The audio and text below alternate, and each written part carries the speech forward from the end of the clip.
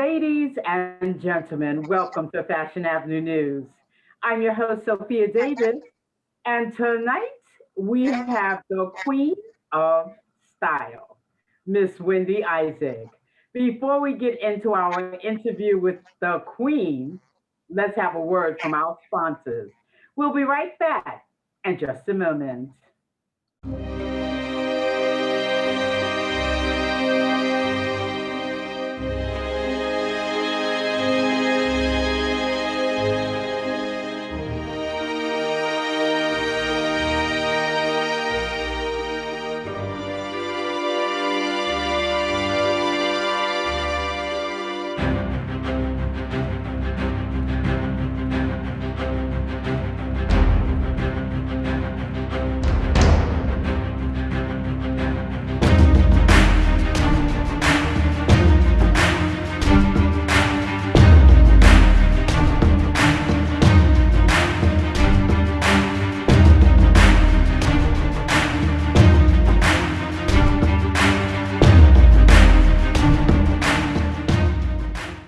With the fabulous queen of style, the boss lady, Miss Wendy Isaac.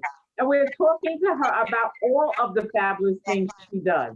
Now, not only was she a model, not only is she a designer, not only does she produce a fabulous event, but she is also a stylist.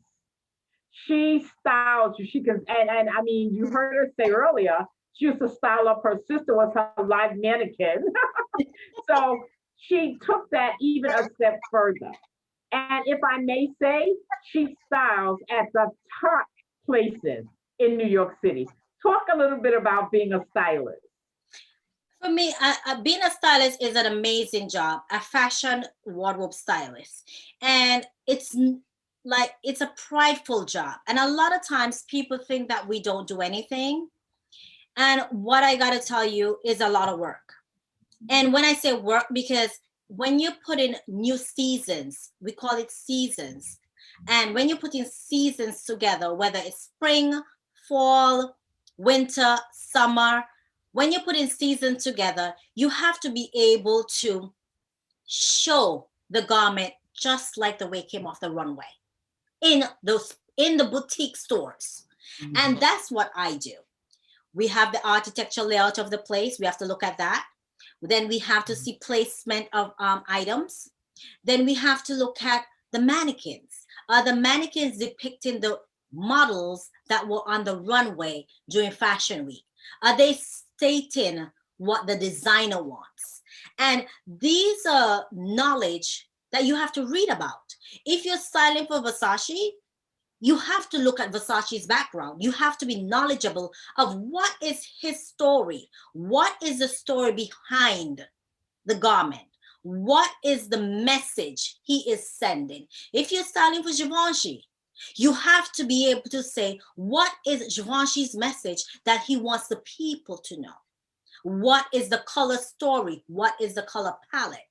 And these are things that we have to blend and Mhm. execute. We do have these designers that come into the boutiques and they look at the displays and they have to be executed accurately. And when I said accurately, down to the detail. So when you think about if the button is not pinned correctly, that is a flaw. It needs to be flawless. And you have to inspect those garments day in and day out because they have to be perfected. And they have to look like it's their own personal showroom, although they're in a department store and the Mhm. highest end department store.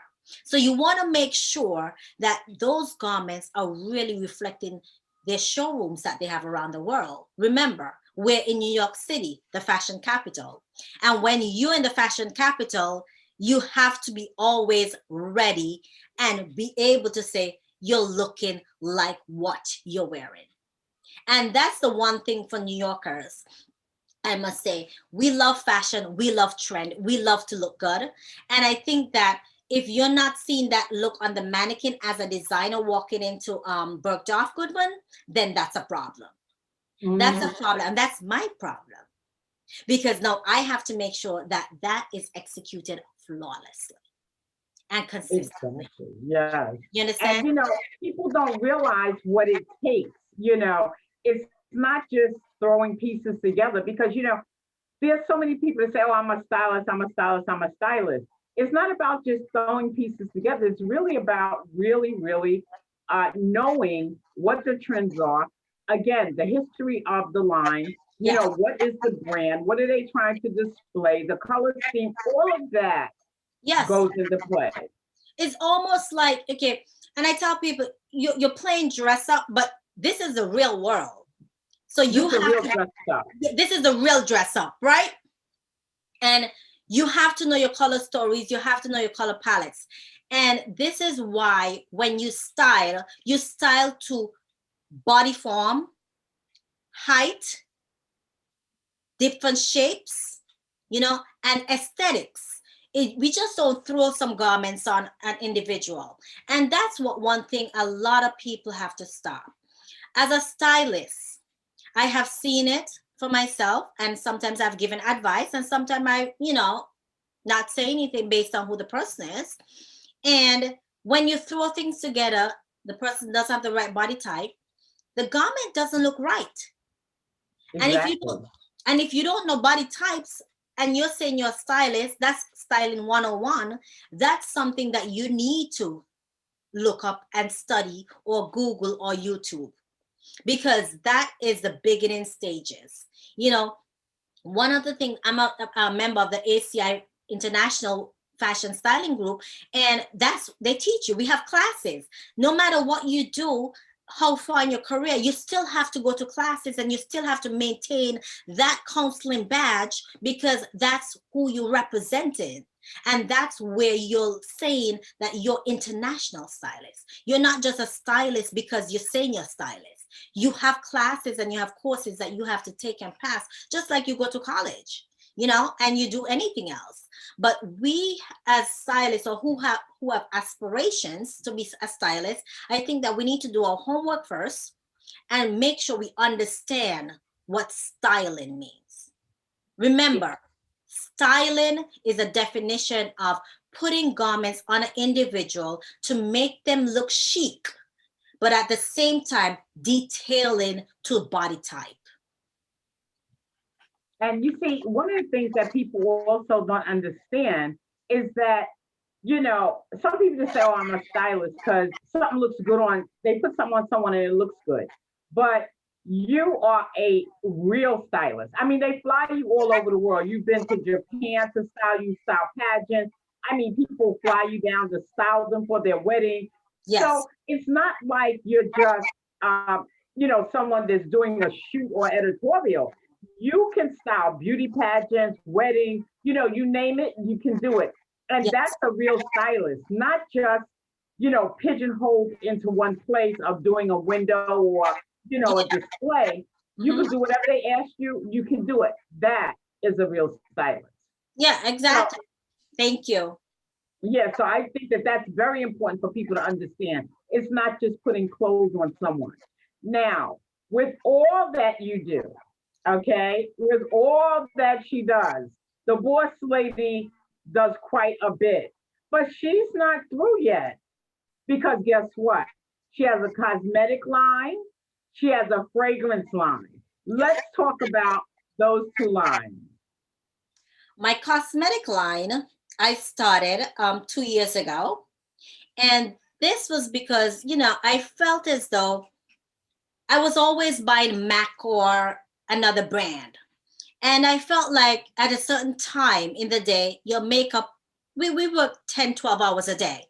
And I Mhm. felt like the makeup was actually breaking. It wasn't staying. It wasn't staying throughout the day. And I wanted something that was easy and was continuous for us working women, always on the go. And I started that because I felt like we need that in the market. We always touching up. We always have a meeting. We might work 9 to 2, and then we have a 3 o'clock meeting. Then we have a fashion show at 5 o'clock. So it's like we leave the house at 8. We don't get home until 10. And that was our life. And that is our life. And we never got time to touch up. Oh, by the time it's 5 o'clock, you look a little bit ashy, a little bit cakey. You can't wash your face and change your makeup because you're running on a time schedule. So I wanted to have something that's seamless, that's well, which I'm wearing today. As you can see, I wear my product. This is all my product. So I'm wearing today, and it's very soft. It's very matted. It's very clean, and it's not heavy. Sometimes people don't even know that I'm wearing makeup. And I think, Fashion Mom, you're wearing my line, correct? Of course. I Yeah. always wear your line. Yes. I always wear your line. And I think this is something that I created, and the ladies who wear it love it. And we do have a wide range of products. We do have the skincare that we brought out last year, and the skincare line we have on toners, cleansers, face masks. Our black mask is really one of our top sellers. It definitely cleans and blemishes. We have an antioxidant cream at night. We have the rejuvenating cream. Anything that you think about, guys, look on my skin.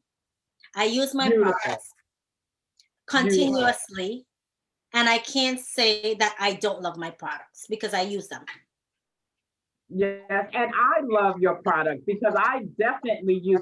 And you know what I did is I had been using other products. Soon as your product came out, I said, first of all, give me some for dry skin. Yes. And I got that. I get the mascara, the foundation, and the Fashion Avenue red lipstick. I love it. I love it. So if people don't know, we're going to have things come up, the information come up so they can go and purchase the product. Really support because the product is amazing. Now, let's talk a little bit about branding and social media. How important is that to your brand? Social media, people being on, the Instagram, the Facebook, because when you have a brand now, especially now in this pandemic, people are not going to stores per se. No. They are buying online, and they're buying because they learn about your product online. So, how important is social media? Social media is very important, and I always say it's like a definition of yourself, because if you're having it, for me, my brand is online, my website and everything. You want to make sure your website and your social media is always up to date with whatever you're doing. Your products, you're talking about your products, you're letting people know about your products, and you're selling it on social media, basically. So you want to make sure that your social media is clean for anybody. When I say clean, it has all the information that you need and nothing of a scandal, as I would say. You want to make that a part of yourself, because it is. Your social media is a reflection of who you are and your brand. And if you're selling, I sell cosmetics and I sell skincare, I sell my swimwear, and that's a reflection of me. So people say, Wendy, you always look great, you always look nice. Yes, my social media is going to reflect that, because everything on that social media is going to be about how can you purchase a product, what the product details, how can you connect with me for the product, and maybe some demonstrations as well. But you want to make sure that your Instagram, your Facebook, your Twitter, your TikTok, your Tumblr, whatever it is, it's always reflection of your products and yourself, and it's always clean to anybody that can go on there and buy and inspire. Who knows? Maybe I might get a superstar come and pick up my collection. They want to try it out. Hello. That's right. And you know what? What are things that people should look at? Whenever you see any type of celebrity that gets in trouble, you notice how fast brands run away from them. From the social. Therefore, it's important that people keep their social media professional. Yes. Now, it's nothing wrong if you want to have a personal page. That's one thing. But if you have a brand, keep your brand clean. Just like you said, if someone wants to come and buy your cosmetics, they want your swimwear. It's all there in a professional way, and I think that that's one of the things that some people don't realize because they put anything on social media almost. Yeah. So now, what are some of your greatest strengths and maybe some of your weaknesses? I think one of my greatest strengths is like my communication and my marketing is really good. And I think that my career with styling and being able to manage different brands and be profitable and be successful is another strength. So really financial management and brand management is key for me. You know, I think sometimes with what I struggle with a little bit is the social media, because it can be a lot. So what we do have people that do that for us currently, and we just want to be able to stay away from that a lot of the times, because you can get interacted and it could be come a little bit like too much at times. When you think about it, when you have social Instagram, you might have 2 3 pages for your brand on Instagram. You have Twitter, you have Facebook, you have your website. You know, it's a lot, you know, to actually keep the blogs going and keep everything that you have going. So I think that is something that, you know, I'm not the best at it, but I have somebody that work with it. Yeah, definitely. Well, you do a great job at it.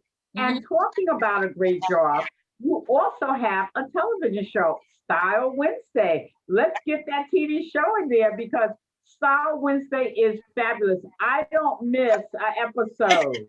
I am on early to get my spot, so I'm not standing in the corner. Talk about Style Wednesday. So Style Wednesday started 4 years ago. The anniversary is coming up this year. It's going to be 5 years. And we are on episode, season number 12 coming up. And the thing about Style Wednesday, I started Style Wednesday because I used to get a lot of DMs, and I still do, about how to put garments together, how to put accessories together. So I said, why not bring it to the Facebook Live, where people can see how to put looks together and they could ask questions at the same time. So that's how Style Wednesday started. And then during the pandemic, you know, everything closed down. We started talking about how to keep dressed for work and make sure everybody understood that, you know, just don't sit around in your PJs. Try to put on something nice, still feel important, and still feel like you're at the office because you're still going to work. So we went to that. And then since we actually shut down totally outside, it's like now we took it to a different avenue of interviewing celebrities from around the world, designers from around the world, international people from around the world. You know, Fashion Mom, you were one of my first interviews Yeah, when I was so happy. yes, when we decided to go to that area, because we weren't able to speak about trends and styles, and because nobody was going anywhere at this current moment. So I think that for me, Style Wednesdays has evolved, and we continue to evolve based on current affairs.